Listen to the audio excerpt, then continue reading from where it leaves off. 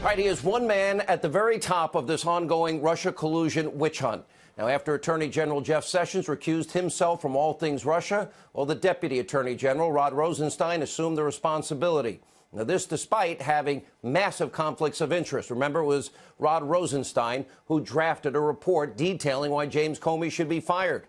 It was Rosen Stein who signed off on the third FISA renewal application, the fourth FISA warrant against Trump campaign associate Carter Page. And, of course, all of this, as the Nunez memo and the Grassley Graham memo says, the bulk of information came from that phony Russian dossier that Hillary paid for, the dirty dossier with Russian lies.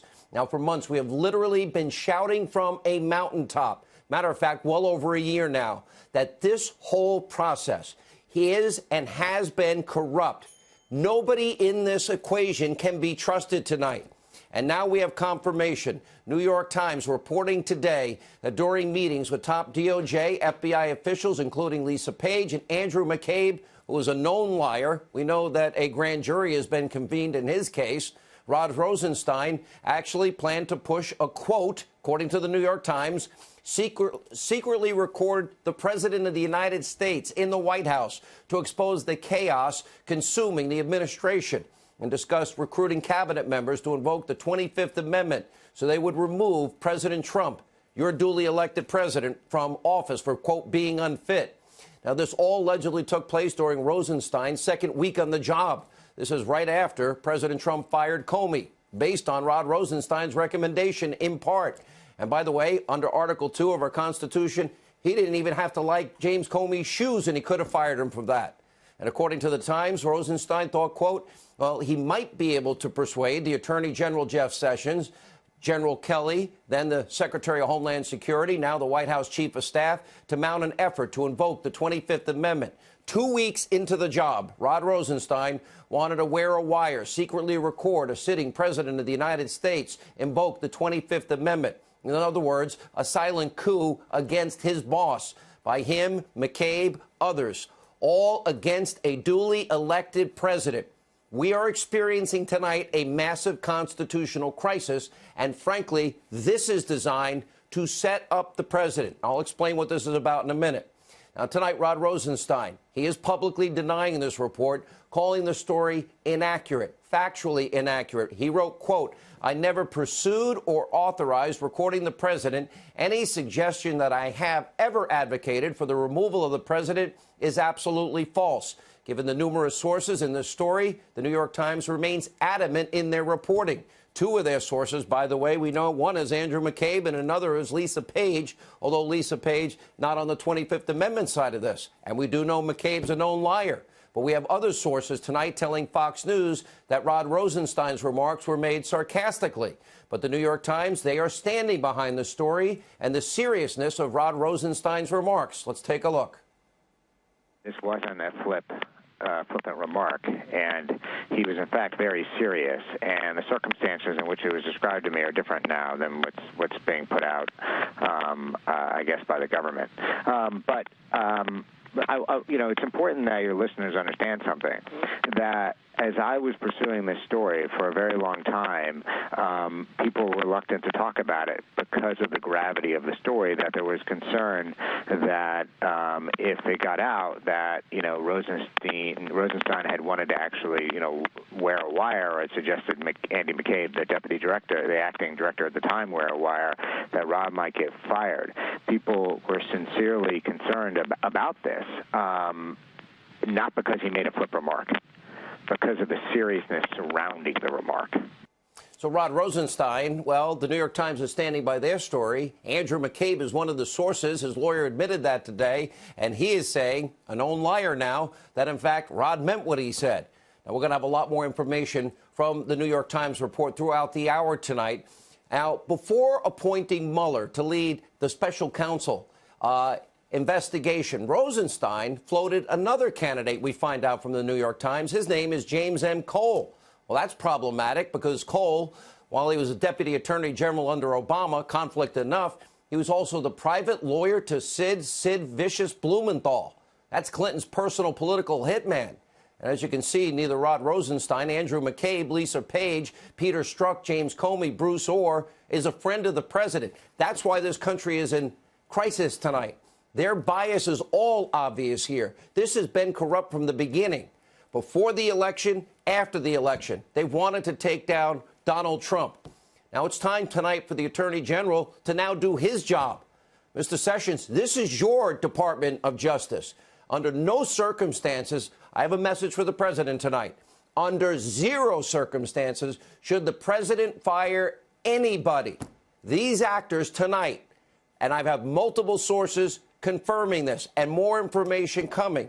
They are hoping and praying that the president does just that. They're hoping he gets mad, that he gets sick and tired of it, and that they can turn this politically into their equivalent of a Friday night massacre. The president needs to know it is all a setup. He needs to know that regardless of whether he steps in or not, and I would argue he should definitely not, the deep state tonight is crumbling from within at this very hour. They're now turning against each other. It's the president's job and duty, of course, to remove all enemies from within. But, of course, Democratic Senator Chucky Schumer is in meltdown mode. You would think they cared about the truth. You think they would care about fixing and rigging and attempting to rig elections and lying to the American people and propagandizing the American people and misinforming the American people and having real Russian information bought and paid for by one party to destroy another candidate, and that FISA court judges were all lied to. But Chucky doesn't care about that at all.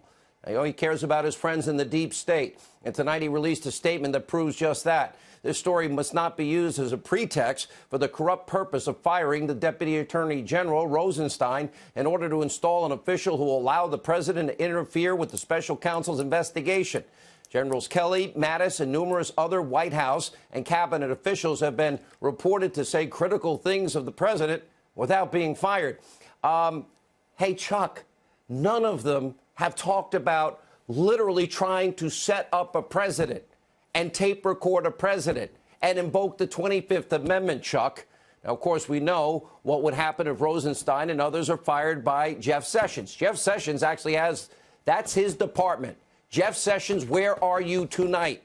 Solicitor General Noel Francisco would likely take over Rod Rosenstein's Russia duties. And he worked in the DOJ under President George W. Bush. He clerked for Antonin Scalia. More importantly, he doesn't have the baggage, the conflicts of interest, or apparently the anti-Trump bias that so many others have had from the beginning. But with that said, I don't know at this hour who to trust anymore in the FBI or the DOJ. Well, I do.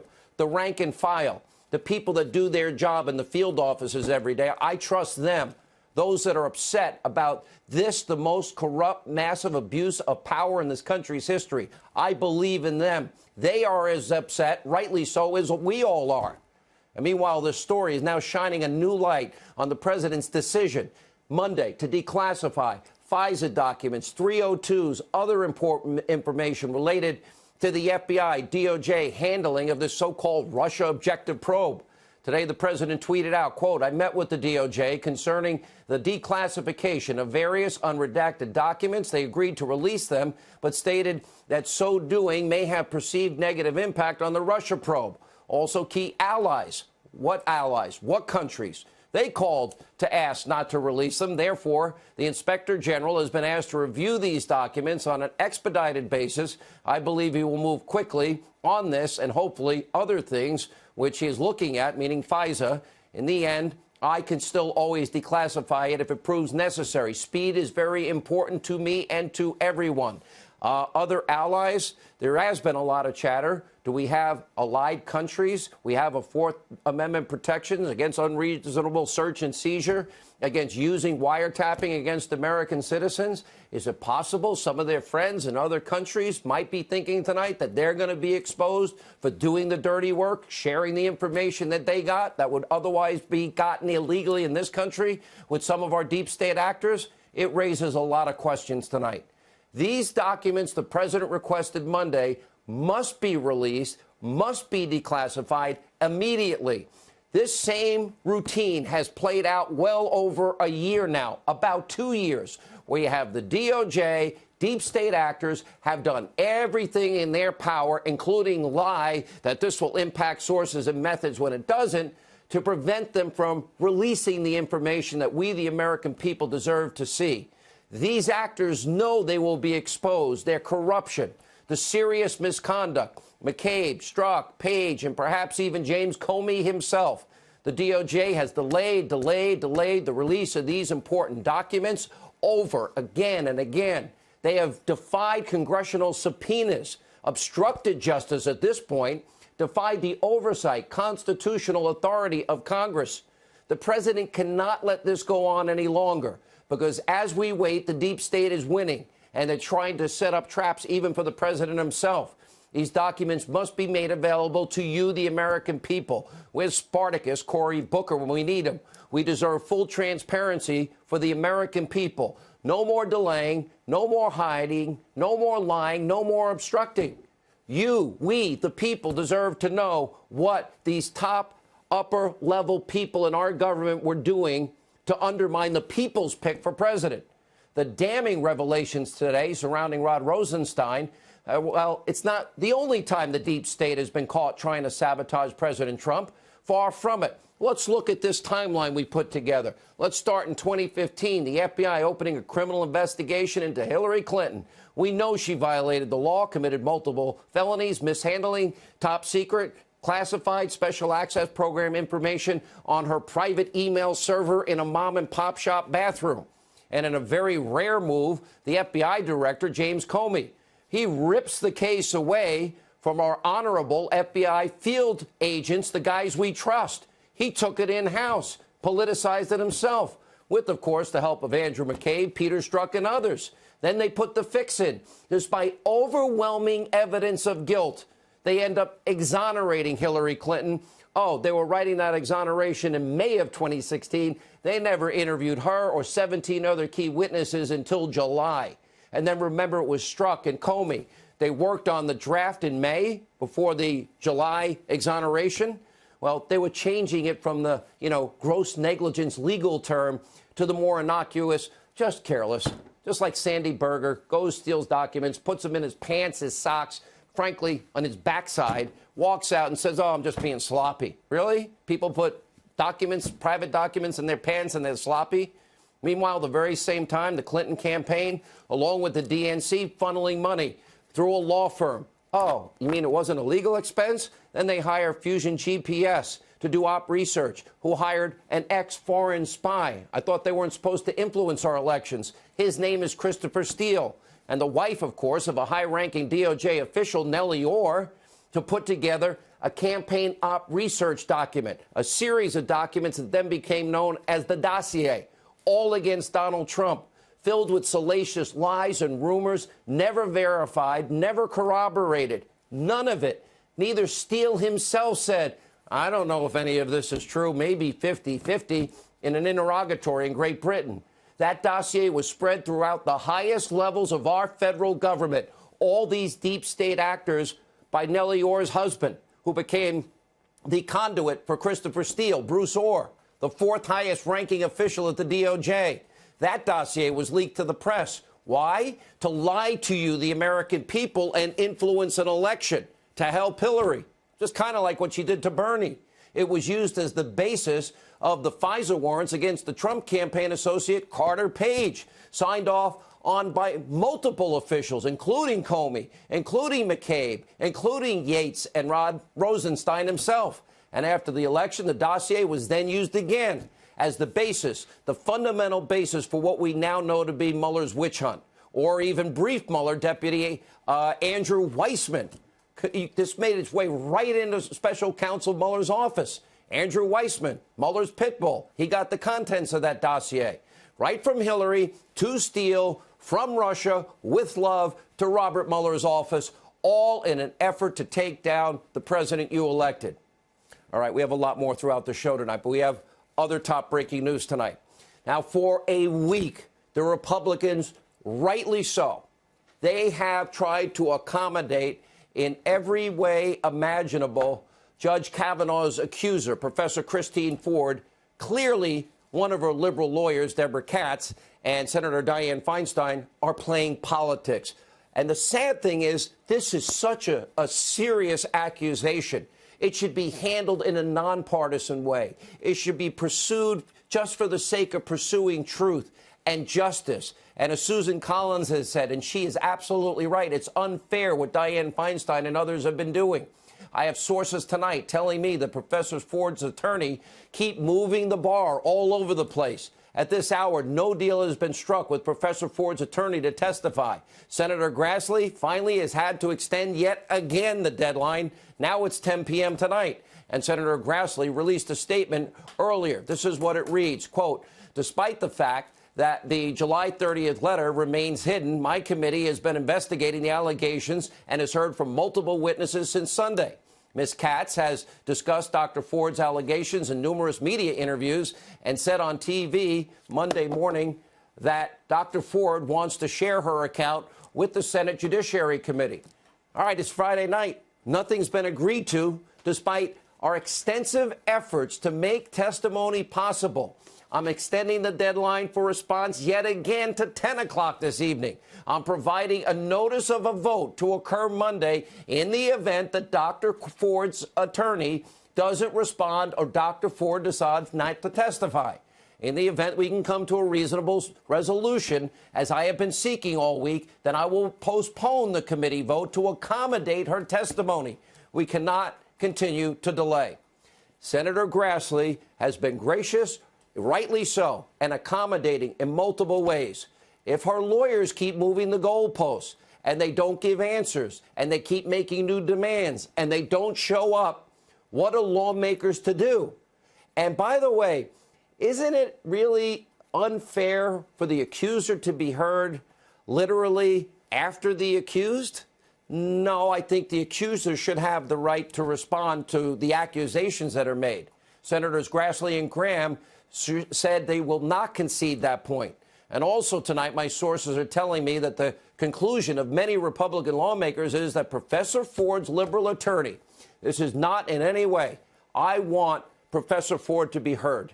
I want her story told in a fair manner. She's been offered all sorts of opportunities in private, in public. They'll come to her. She doesn't have to ever go before a television camera. But her attorney has adopted a strategy. Obviously, it's called running out the clock. And by the way, the Republicans see it for what it is, to blame the GOP for not making proper accommodations when they have done just the opposite. It shouldn't surprise anyone that Republicans think this. After all, this lawyer, Deborah Katz, is highly partisan, longtime Democratic activist, tens of thousands of dollars in donation, clearly has a political agenda. Her views on sexual assault and misconduct allegations have been inconsistent, to put it mildly. Here are a few examples of what I mean. She said about Paula Jones, quote, her suit is very, very weak. She's alleged one incident that took place in a hotel room that, by her own testimony, lasted 10 to 12 minutes. She suffered no repercussions in the workplace. She then said of Jones' accusations, quote, clearly a one-time incident that took place in 10 to 12 minutes. She was not forced to have sex. She left of her own volition. The courts increasingly are finding that is not enough to create a sexually hostile work environment claim. Then she defended creepy Senator Al Franken. Context is relevant. Well, he did not do this as a member of the Senate. He did this in the capacity of someone who was still functioning as an entertainer. Excuse me, Al Franken was a senator when this, in fact, occurred. That's issue one. Issue two, we're going to talk about what it is Bill Clinton did to Paula Jones. He dropped his pants, exposed himself to a woman he didn't know, and said, kiss it. Now, Paula Jones won a settlement agreement, $850,000. But the point here is the lawyer, Professor Ford, well, clearly she has a political agenda, inconsistent views on this topic. The Daily Caller today uncovered that back in 2017, this same lawyer, she vowed to resist, get this, President Trump. Take a look for yourself. Finally over the finish line, the new Attorney General this morning grateful to the colleagues who fought for him. I can't express how appreciative I am For those of you who stood by me during this difficult time, we will protest. It was a bitter feud to the very end. We're going to fight back. We are going to resist. We will not be silent. That's her resisting? Now, why does this attorney keep moving the goalpost for an interview? On Monday, Kat said Professor Ford would be willing to testify and do it publicly and under oath, then demands they continue changing all throughout the week, making it almost impossible for Professor Ford's allegation to be heard. She does deserve to be heard. And tonight, things have even gotten worse. Senator Feinstein, who has been delaying and obstructing, why hasn't Senator Feinstein turned over the full letter to Republican senators on the Judiciary Committee, like Grassley? Now, Feinstein knew about this allegation back in July. It's September. Senator Feinstein never bothered to raise any of these allegations with Judge Kavanaugh privately or in public hearings, even though there were numerous opportunities for her to do so. Instead, the Democrats, they've now turned this into a political circus. We saw it at the hearings. They have rushed to convict Judge Kavanaugh without even a hearing, not hearing either side of their story. And Dianne Feinstein took it to the next level tonight. After all the accommodations offered by the Republicans and Charles Grassley, and the president being accommodating on his end, saying he wants her to be heard. Well, it was entitled, by the way, Feinstein on Republican bullying of sexual assault survivor. Well, obviously, there's no point in her having a hearing. She's already decided who's guilty, who's believable, and who's not. They're offering to speak with her. And listen to what Democratic Senator Whitehouse had to say just yesterday. Listen to this. If the Democrats win back the House and or the Senate, Democrats will investigate what happened, the charges that Professor Ford is laying out, even if that means investigating a Supreme Court justice at the time. I am confident of that, and I think we'll also be investigating why the FBI stood down its background investigation when this came up in this particular background. Another senator that's made up her mind is Senator Kirsten Gillibrand of New York. She said she believed Kavanaugh's accuser. She's made up her mind. Quote, denying Dr. Ford an FBI investigation is silencing her. No, the FBI, Senator, said it is not in their purview to have. There's no crimes within their jurisdiction. Forcing her, get this, forcing her into a sham hearing. Now, Senator Gillibrand made up her mind. She says it's silencing her to offer a hearing and pushing Brett Kavanaugh's confirmation through. If you allow in every single accommodation, private, not private, we'll go to you, you can come to us, moving the days and dates, and then the person doesn't want to talk. That was the right thing to do by the Republicans, but offering a platform to tell your story is not silencing somebody. And unfortunately, that's not all. Democrats are convicting Judge Kavanaugh before even any side has been heard. Forget about due process. Forget about the presumption of innocence. Take a look. The Senate shouldn't simply rely on hearing two conflicting accounts and decide, well, we're okay with not knowing. We're okay with the fact that we might be putting someone who committed attempted rape on the Supreme Court of the United States. I believe her. Listen, first of all, anybody who comes forward at this point to be prepared to testify in the United States Senate against someone who's being nominated to one of the most powerful positions in the United States government, that takes an extraordinary amount of courage. Not only do women like Dr. Ford, who bravely comes forward, need to be heard, but they need to be believed. They need to be believed. I just want to say to the men of this country, just shut up and step up. Do the right thing. Let me just say right at the outset, I believe Dr. Ford. I believe the survivor here. There's every reason to believe her. She has come forward courageously and bravely. I believe her. I stand with her. And do you hope I don't she shows up on Monday? Do you hope that she testifies? I don't think she should be bullied into this scenario where it's a he said, she said. It's a sham hearing. And I don't think she should participate in it. I believe Professor Ford. I think she's credible. And I think when the investigation is finished and when she testifies and Judge Kavanaugh testifies, I think a majority of senators will find her credible, and I never thought Kavanaugh should get appointed. All of these Democrats say they believe her. They've already made up their minds. Interestingly, it's the Republicans that are being fair and open and offering opportunities for both sides to be heard. Could you imagine if Republicans came out one after another, they believe Judge Kavanaugh, they'd be eviscerated tonight. The double standard is so blatantly obvious. Where's all the outrage from the left about the allegations made against Democratic Congressman Keith Ellison this past month in August, accused of his girlfriend, longtime girlfriend, of repeated domestic and verbal abuse? This is the bottom line. What is happening right now is not fair to Professor Ford. It is not fair to Judge Kavanaugh. The allegations are serious. This shouldn't be about politics and rushing to judgment and no due process and no presumption of innocence. This should not be about hiding letters and lawyers not getting back to a Senate committee after so much accommodation. This should be about getting to the truth. And this should be about justice. This should be about putting good people on the Supreme Court. This is too serious an allegation, too serious an issue to be playing politics. Now the families of Judge Kavanaugh, Professor Ford, they're all receiving death threats, which needs to stop. Enough already. This is becoming a sick, twisted, ugly, partisan, one side cares about only one side, power. That's why in 46 days, this election matters on so many levels.